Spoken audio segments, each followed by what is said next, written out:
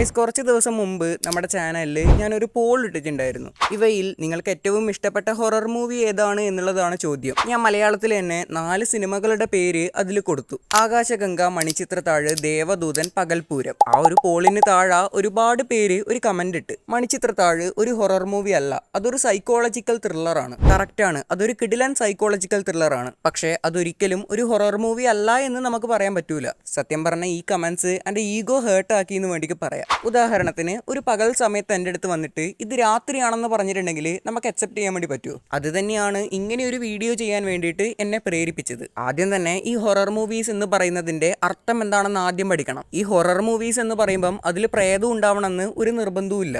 ഭീകരമായ അല്ലെങ്കിൽ സൂപ്പർ നാച്ചുറലായ ദൃശ്യങ്ങളൊക്കെ കാണിക്കുന്ന സിനിമകളെ നമുക്ക് ഹൊറർ മൂവീസ് എന്ന് വിശേഷിപ്പിക്കാം. നമ്മൾ വെറുതെ ഇങ്ങനെ ഓരോരോ കാര്യങ്ങൾ വാദിക്കുമ്പം പറയുന്ന കാര്യത്തിൽ എന്തെങ്കിലും സത്യാവസ്ഥ ഉണ്ടോ എന്ന് ചെക്ക് ചെയ്യുന്നത് നല്ലതാണ്.